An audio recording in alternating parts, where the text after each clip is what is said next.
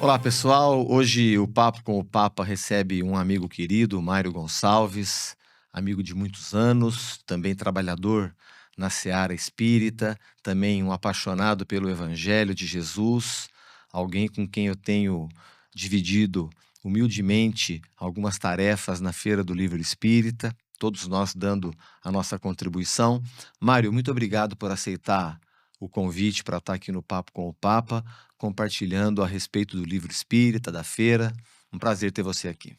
Eu que agradeço essa oportunidade de a gente bater um papo sobre temas assim, como você disse, que a gente gosta, ama mesmo e trabalha pelo ideal, né? Eu era pequenininho, gente, eu tinha 8 anos de idade, ainda havia um ambiente de hostilidade, né, com o espiritismo, e não era como é hoje, né, uma doutrina muito admirada, inclusive, e fizemos a primeira feira do livro espírita. Fizemos como movimento, que eu era criancinha e não participava, mas eu me lembro como se fosse hoje, a primeira feira, o Chico Xavier veio para Ribeirão Preto fazer a palestra de abertura. E eu estava na evangelização, lá na Unificação Kardecista, onde hoje, até hoje, a Mariana Junqueira 504, e o seu Papa, meu tio-avô, recebendo o Chico Xavier em casa e indo até a Unificação fazer a palestra. Passaram-se 53 anos, Mário. Como é que é a Feira do Livro Espírita hoje? A importância do Chico Xavier na feira? Fala um pouquinho para quem está nos acompanhando aqui. O Chico Xavier, ele foi uma pessoa assim fundamental para o início desse trabalho da Feira do Livro, né? Eu não participava também, eu sou 3 anos mais velho que você, então eu tinha 13 anos na primeira feira, eh, e não tive nenhum contato ali com a organização, nem com o Chico.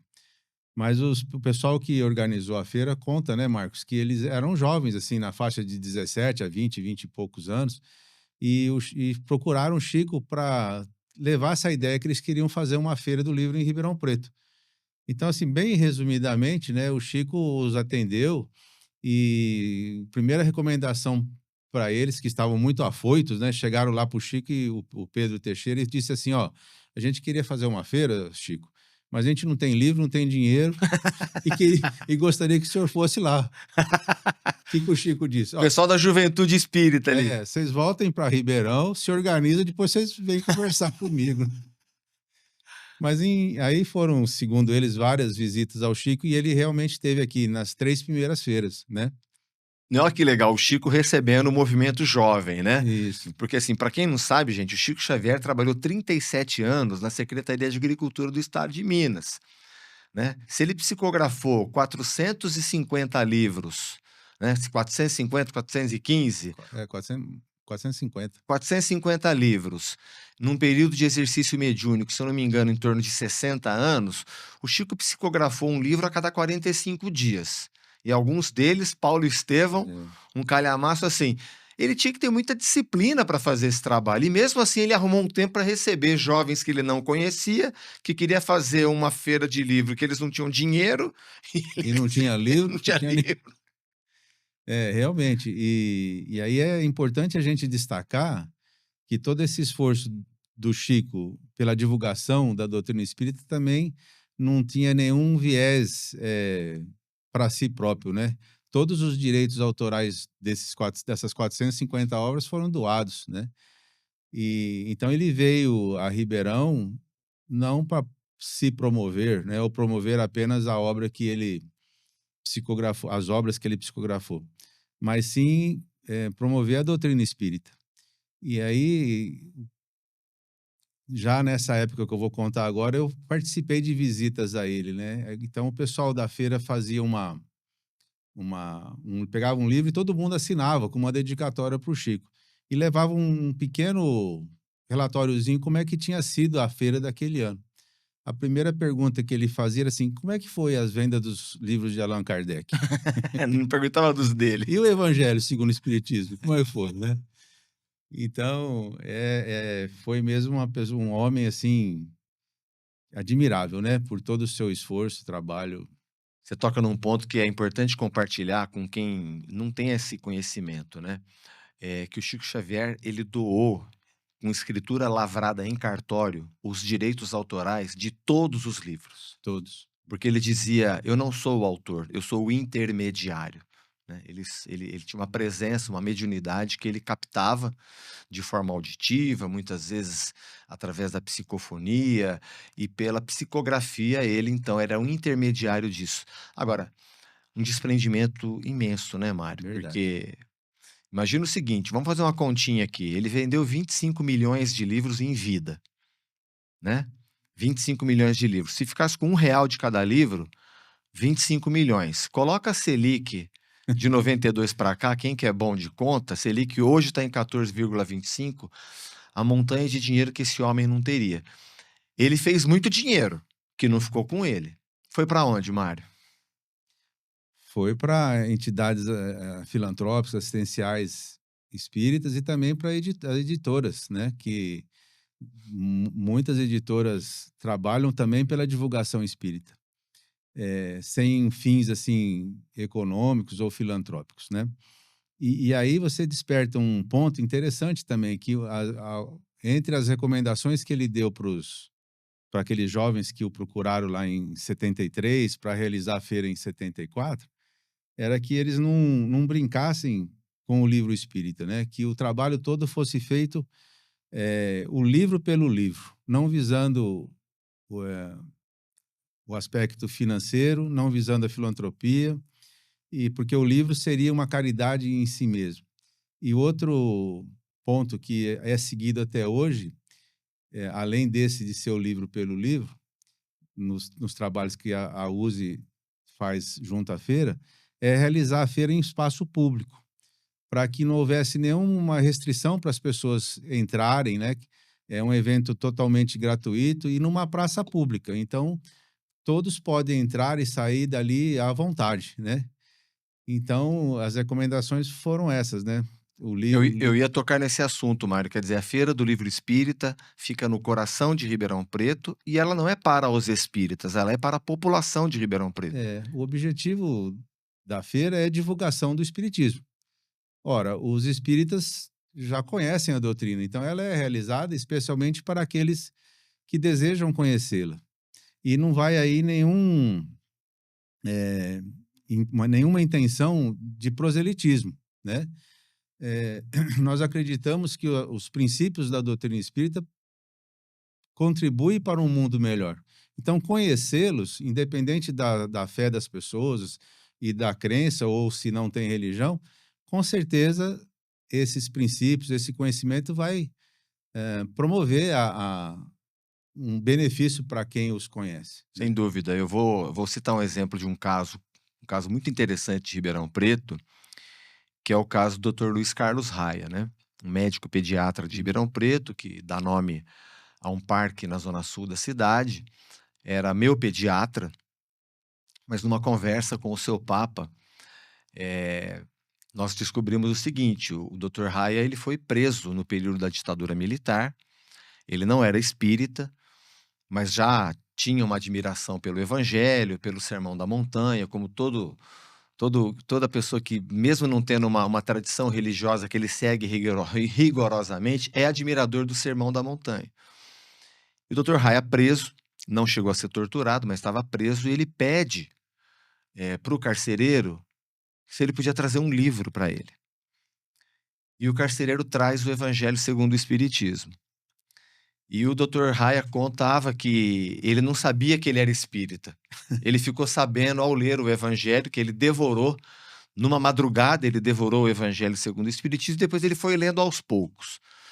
Quer dizer, Jesus não está entre nós, mas o Evangelho dele está. Quando a doutrina espírita ela resgata o cristianismo primitivo, nós estamos fazendo reviver aquela atmosfera do Evangelho entre nós. O livro espírita faz isso, né, Mário? Sim, sem dúvida. E aí, focando aí nesse livro que você aborda, o Evangelho segundo o Espiritismo, é uma das 5 obras fundamentais do Espiritismo, né? E ele vale a pena, acho que a gente fazer esse comentário. Ele Allan Kardec, com orientação dos espíritos que o auxiliaram na confecção dessa obra, compilou ali os ensinamentos morais de Jesus, né? E aí, com a ótica da doutrina espírita. Então, sem dúvida nenhuma, o Evangelho segundo o Espiritismo, ele é um farol aí para as nossas vidas, né? Eh, e aí a gente pode até corrigir essa fala, não é bem o próprio só o Evangelho, mas os ensinamentos de Jesus, né? E o fato de estar focado ali nos ensinamentos morais, tirando toda aquela parte que às vezes há controvérsias, né, entre se foi assim ou de um jeito ou de outro, aí nós estamos falando de uma moral universal, né, que é amar a Deus sobre todas as coisas e fazer para o próximo aquilo que gostaria que nos fosse feito, né. Bem, e aí todos os livros espíritas estão calcados nessa seiva aí, são alimentados por essa seiva. Então, com certeza, os livros espíritas, o conhecimento espírita traz serenidade, traz esperança, traz só coisa boa. Porque, assim, a hora que você fala que a doutrina espírita, quando fez o evangelho Allan Kardec, quando fez o evangelho segundo o espiritismo, pensou a exemplificação moral do Cristo, né. Para quem está nos acompanhando, por exemplo, a hora que Jesus responde, eh, aquela provocação que foi feita para ele, que os discípulos não seguiam o rigor de lavar as mãos antes de comer, Jesus diz: "Não é o que entra pela boca que macula o homem, mas o que sai". Tudo aquilo que ele disse para uma vilinha, muitas vezes de 2.000 pessoas, hoje serve para uma vila de 8 bilhões de pessoas, que esses vícios ainda estão entre nós. Então, a hora que a doutrina espírita vai lá resgatar, a essência do cristianismo primitivo, ela faz isso. Porque nós temos uma opinião, mas a gente não briga por causa disso, né. Jesus nasceu em Belém ou Nazaré? Para nós, Nazaré, mas a gente não briga por causa disso. Maria era virgem ou concebida por José? Para nós, concebida por José, mas a gente não briga por causa disso, porque isso foi o que a humanidade se matou nesses 2.000 anos. Agora, ficar em silêncio, não prestando falso testemunho ou não fazendo alguma provocação, isso é do evangelho. Estava lembrando um trecho que os fariseus provocaram Jesus dizendo: "Ah lá, o teu mestre comendo com gente de má vida", né. Ele não se altera, ele era pacífico, sem ser passivo, mas era pacífico. Ele não se altera e diz: "Olha, eu não vim para os sãos, eu vim para os doentes, eu vim trazer quem precisa entender, inclusive, o que é a autocura". Nós vamos ver a mulher que tinha hemorragia sendo curada pela presença dele e pela fé, é isso que ele diz, mas aquilo já se passou há 2.000 anos e o evangelho continua nos curando até hoje. A hora que você faz a Feira do Livro Espírita, a alegria de ver, junto com os trabalhadores, mas as pessoas visitando a feira e tendo acesso ao livro que resgata o evangelho para que a pessoa possa promover a autocura. Sem dúvida, né. Eh, eu vou fazer uma comparação, assim, né, se a gente vai fazer uma viagem, vamos imaginar que nós vamos sair aqui de Ribeirão e vamos para Natal, uma viagem longa. Longe. Você vai se preparar para essa viagem, com certeza, Correto. né. Você vai ver onde você vai parar, os postos de serviço que tem no caminho, prever se acontecer alguma coisa, ter um plano B, tudo isso. Meu secador de cabelo não pode faltar na mala. Então, quando a gente nasce, né, ou a gente vai dizer quando a gente reencarna, porque nós temos várias experiências no plano material para a nossa evolução, existe todo um planejamento, né. Então, eh, conhecer o evangelho de Jesus, conhecer os princípios espíritas, eles nos dão subsídios, nos dão informações seguras para essa viagem que nós estamos fazendo, né. Então, uma coisa que move todo mundo é a esperança, né. A esperança é algo que transcende qualquer religião, coisa assim, se a pessoa tiver esperança, ela caminha, ela age, ela, né. E a esperança com o conhecimento espírita é uma esperança, como é que eu posso dizer, alicerçada ou fundamentada em informações seguras, né. Então a gente transita por esse mundo aqui nessa experiência nossa, eh, sabendo Com essa bagagem, por né. que que estamos aqui, o que que vai acontecer ali na frente. A gente sabe os postos de serviços que estão no nosso caminho, que pode nos auxiliar nessa jornada, né. Então é isso, né. Então, por isso que eu digo, assim, que conhecer o espiritismo traz essa segurança para essa viagem, essa esperança, essa tranquilidade, né, e serenidade para todas as vicissitudes da vida aí. Você está me fazendo Refe refletir. Você está me fazendo refletir sobre a hora que você falou de esperança, a gente colocar a questão da diferença da esperança com a fascinação, com a ilusão, né? Da onde se calca essa fé? Quando Jesus vem no Sermão da Montanha dizer bem-aventurados os que sofrem porque serão consolados, para nós espíritas ele está falando da vida futura, porque ele estava se dirigindo a um povo subjugado por um império, ainda explorado por uma escravização de pessoas que era consignada em lei. Então, como assim? Bem-aventurados os que sofrem porque serão consolados. Quando? Bem-aventurados os que têm fome e sede de justiça porque serão fartos. Quando? Bem-aventurados os que têm coração puro, porque verão a Deus. Quando? Então é evidente que Jesus está falando da vida futura, mas nós não acreditamos que ele estava ludibriando a população. Ele estava informando, ele estava revelando. Então, uma vez mais, a gente buscar essa essência para dizer, essa esperança se fundamenta no Evangelho. Não é uma ilusão, não é uma fascinação que nós tiramos de algum lugar. Não, não. Foi o maior, como é que fala hoje em dia, Mário? Influencer, né? Esse sim era um influencer, hein? Eu estava lendo um trabalho editado pela Federação Espírita Brasileira, que estava na Feira do Livro Espírita, o livro Jesus de Nazaré, do Frederico Kremer. Eu estou apaixonado por esse livro, porque, diferente do Kardec, que separa por temas, o Frederico faz na ordem cronológica dos 3 anos de pregação. Meu pai, ali está muito claro o movimento de Jesus em direção a essa informação, a essa revelação, para que a gente possa caminhar com esse alimento, né? Essa esperança é porque a gente está alimentado. É complicado ter esperança de estômago vazio. Agora, esperança com a alma plena ajuda demais. Quando o Espiritismo aprofunda essa visão que o Evangelho passa, ele vai um pouco adiante, né, Mário? No Livro dos Espíritos existe realmente uma pesquisa, uma inquirição. Como é que é a vida do espírito após a morte do corpo? Ou melhor dizendo, como é que é a nossa vida depois da morte do corpo, né? O Livro dos Espíritos aprofunda isso. Sim, e a gente tem que ressaltar a importância de O Livro dos Espíritos, que é o primeiro e principal livro espírita. Então é Livro dos Espíritos, não Livro dos Espíritas. É porque os Isso. espíritas leem, não só os espíritos. É, o Por que Livro dos Espíritos? Porque quem trouxe essas informações foram os espíritos, Ok. né? Então vejam aí, você toca num ponto bastante importante para conhecimento de todos. Por que chama espiritismo? Porque a origem são os espíritos. Então, o Livro dos Espíritos. Kardec foi o codificador, aquele que organizou esses ensinamentos. Isso não tira o mérito dele, nem o trabalho, porque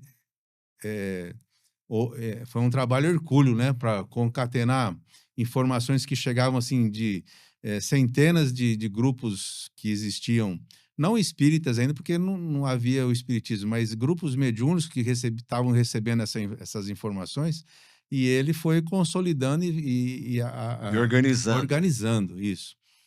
Então, para aquele que deseja conhecer o espiritismo, o primeiro livro é o Livro dos Espíritos, né? Perguntas e respostas, né, Mário? Isso, perguntas e respostas com uma didática muito fascinante, né? Que a gente vai caminhando por ele assim, sem perceber, assim, de tão gostoso que é, né? Até para quem não sabe, né, Mário? O Allan Kardec é um pseudônimo de um professor, Hippolyte Léon Denisard Rivail, que era aluno do Pestalozzi, mas um aluno destacado que substituía ele em muitas aulas quando o Pestalozzi não dava aula, e por isso que você vê muitas instituições de educação no mundo com o nome de Pestalozzi. Então ele foi um organizador dessa obra que os espíritos iam trazendo, ele ia fazendo perguntas e respostas, Isso. através da mediunidade. Quando você falou espiritismo, eu percebi que você reforçou a fala, porque espiritismo foi uma palavra inventada pelo Allan Kardec, Sim, né? sim. Mediunismo, mediunidade existe desde quando o mundo é mundo. né? Tá lá a Bíblia, que nós estudamos, respeitamos, tá lá o livro dos Atos dos Apóstolos. Eu não sei se tem livro com mais fenômeno mediúnico na Terra do que o livro dos Atos dos É, Apóstolos, né? Então essa mediunidade, esse intercâmbio da espiritualidade com os encarnados sempre existiu. O que você disse que o Kardec fez foi sistematizar esse conteúdo para que a gente pudesse, usufruindo da pedagogia dele, poder ter acesso a esse aprofundamento que ele fez no Livro dos Espíritos e depois nos outros livros das obras fundamentais. isso mesmo. E a gente pesquisando vai até encontrar outros autores que tentaram fazer isso até um pouco antes de Kardec.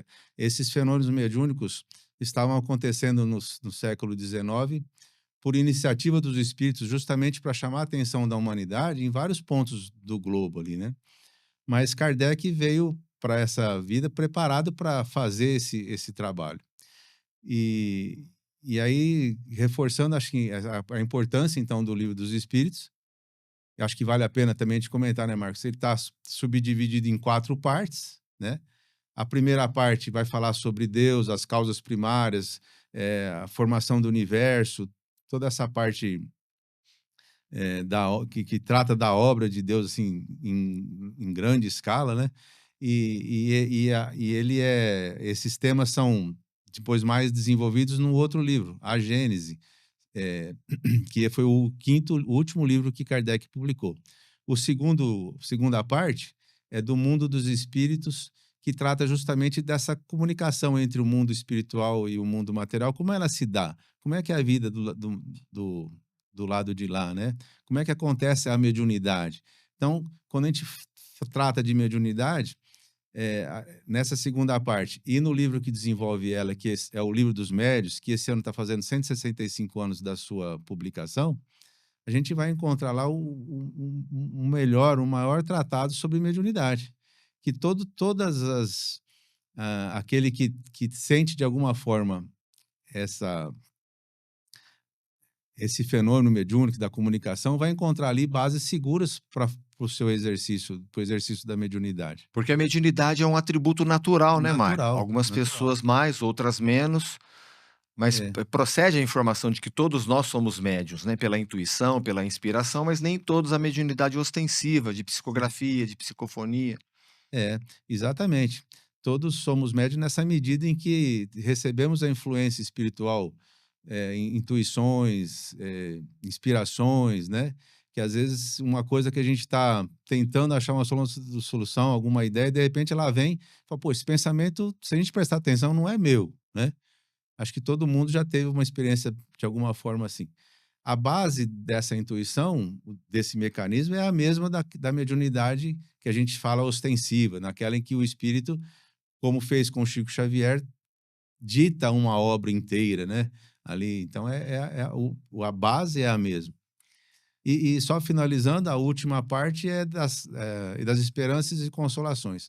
A gente vai ser mais ou menos feliz após a morte do corpo físico, dependendo do quê, né? Essa parte é desenvolvida no livro O Céu e o Inferno ou a Justiça Divina segundo o Espiritismo. É uma obra magnífica, assim, que Que mostra traz as consequências, né, de como você foi aqui e como você está vivendo depois. isso, com relatos de espíritos de diversas categorias, espíritos felizes, espíritos de suicidas, criminosos. Como é que foi a entrada deles no plano espiritual? Essa é a segunda parte do livro. A primeira é uma parte lindíssima, onde Kardec faz comparação das diversas teorias e filosofias sobre o dito céu ou inferno. Existe, não existe? Como é que o Espiritismo vê Vê isso? isso. Então, inclusive, essa consequência, né? Vamos de novo trazer o evangelho primitivo, a essência. Jesus revelou isso, né? Quando ele diz: a cada um será dado segundo suas obras. É justo. Aham, Não é? Quando ele adverte Pedro na cena com Judas, ele fala: Pedro, guarda a tua espada, porque aquele que faz perecer pela espada perecerá. Quer dizer, Jesus revelou há 2000 anos que as nossas atitudes têm consequência. Eu quero te fazer uma pergunta, Mário, que existe um princípio na doutrina espírita que o Kardec trouxe Ele dizia, você falou agora há pouco, que as mensagens vinham de vários lugares, né, da Europa, dos Estados Unidos, da Terra, de quem se comunicava naquela época em pleno século XIX, né, nós estamos falando, gente, de 1856, 55, que a publicação veio em 57, né. Então você imagina no século XIX como é que era essa comunicação que chegava até Kardec. Ele faz um trabalho criterioso, né, separa, organiza e ele disse: eu prefiro rejeitar 10 verdades a estar inseguro de ter uma inverdade, uma mentira no edifício da doutrina espírita. Você acha que esse princípio faria bem, Mário, no mundo hoje da política, nesse mundo de polarização, nesse mundo que as pessoas compartilham informações sem saber a fonte, sem fazer uma pesquisa? Você acha que ajudaria hoje a gente ter um pouco mais de paz? Puxa vida, sem dúvida, né? Eh, hoje a gente tem somos bombardeados de informações diariamente. Isso não é ruim em si, mas cabe a nós, realmente peneirar, observar, né? É o que há um esforço grande, né, para que se difunda essa prática. Então, com certeza, Marcos, isso aí só nos faria muito bem.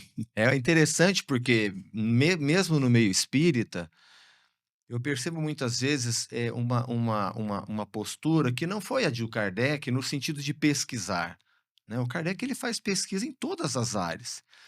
Aliás, eu faço uma brincadeira nas palestras que eu falo que o Kardec foi a pessoa que menos leu o livro espírita na vida, porque não tinha, né, ele estava começando, então da onde ele trouxe aquela sabedoria?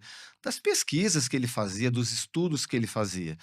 E aí ele conseguiu ter esse rigor para trazer, olha, isso aqui não, porque não há evidência de que isso tenha que estar aqui. Ele não estava seguro de todas Uhum. as fontes, que o espiritismo fala universalidade dos ensinos dos espíritos, né? Quer dizer, uma informação que veio por um não necessariamente é verdade. Deixa eu checar com outro, deixa eu estudar, deixa eu pesquisar. E eu vejo muitas vezes hoje as pessoas com o dedinho ali no WhatsApp, nas mídias sociais, compartilhando uma informação que ele nem sabe a fonte. Ele não viu da onde veio. Então, assim, prestar atenção, porque olha que interessante como a doutrina espírita ela tem um edifício, uma formação robusta e sólida, que a gente percebe muitas vezes alguém criticando, aí a gente pergunta assim: "Mas que livro espírita que você leu?". "Ah, eu não li, eu vi que", ó, se você não leu, se É. você não estudou, então a gente poder levar essa postura do Kardec para o convívio em sociedade, a hora que a gente fala de ciência, a hora que a gente fala de saúde, a hora que a gente fala de política, a hora que a gente fala de organização social, que aliás é uma das leis morais que o Kardec traz, né, Mário? A lei de sociedade. Ele pergunta para os espíritos: "Por que que nós vivemos em sociedade?". Conta aí para quem está nos assistindo. Essa tá justamente na terceira parte do Livro dos Espíritos, são as leis morais, né. Assim como Deus criou as leis físicas, né, da gravidade, por exemplo, os espíritos nos revelaram que há as leis morais. Entre elas, a lei de sociedade é muito interessante, porque ali é um tratado, eh, dentro do espiritismo que traz essa questão de como viver, então, em sociedade. Quais são as nossas responsabilidades para com o próximo, para com o coletivo, né? O que que a gente deve fazer, né? Parece assim, a gente falando muito rapidamente, coisas simples, mas há detalhes lá que seria, em vez de eu comentar, que os nossos aqueles que estão nos assistindo procurassem ali, porque é muito rico, né, É Marquinhos? muito rico, é Muito rico, demais. né? O porquê, É, né, a questão da troca, né. uhum. Por que que eu tenho que estar vivendo com o outro, né? Parece tem gente que eu vejo assim, gente muito próxima, amigos meus inclusive, por que que Deus não fez que nem aquelas ilhas do Avatar, sabe aquele filme Avatar? Um monte de ilhazinha, uma ilha para cada um, ficava ali. Não foi assim que o papai do céu fez, né? Nós estamos aqui convivendo na diversidade, porque senão a gente vai oferecer a face para quem? A outra face para Pois quem, é, Mário? não A não hora que tiver tudo redondinho, mas nós estamos a caminho. é, Eu creio muito nisso, tenho muita fé que nós estamos a caminho. a Deus é assim, a obra de Deus faltou a palavra agora, de tão bela que é, né, tão coerente, A gente vive com diferenças, entre diferentes, justamente para que a gente possa aprender com o diferente, né? Se a gente vivesse só com quem pensa igual a gente, que passo que eu ia dar na vida? Nenhum, né? É, exatamente, E não ninguém, cresce. e ninguém está na frente de alguém em todos os sentidos.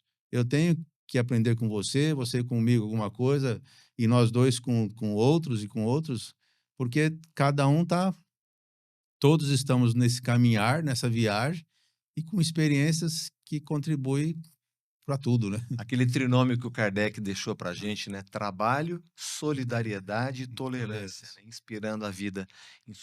sociedade. Mário, não parece, mas passaram-se 30 minutos. Eu quero te agradecer a tua presença e, ao mesmo tempo, dizer se você quer se dirigir a quem está nos acompanhando, deixar uma mensagem. É, eu poderia terminar assim dizendo que aquele que deseja conhecer o espiritismo, que deseja conhecer esses princípios, busque as obras de Allan Kardec, né? Então, além da Feira do Livro Espírita, que é realizada anualmente, já temos a data da próxima, Marquinhos, vai ser de 2 a 11 de julho de 2027. No movimento espírita, eu sou o Marquinho, viu, gente? Eu não sou o Papa. A USE, que é a entidade que promove a feira, né, a União das Sociedades Espíritas Intermunicipal de Ribeirão Preto, ela mantém desde 1959 a Livraria Espírita Verdade e Luz na Praça Carlos Gomes, ali também no coração da cidade, né? Telefone 16 92000 3870, com WhatsApp.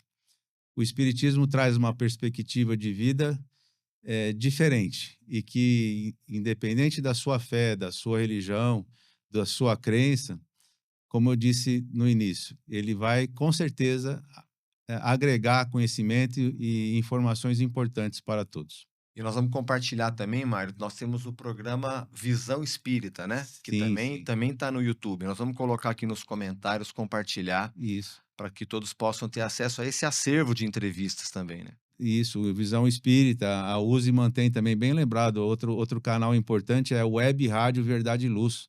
Também pode ser encontrada facilmente em todos os agregadores aí de podcast. Mário, obrigado. Gente, o Mário é um amigo querido nesse trecho do caminho que nós estamos juntos. Muito obrigado por você estar aqui com a gente no Papo com o Papa. Valeu, Marcos. Valeu, gente. Até já.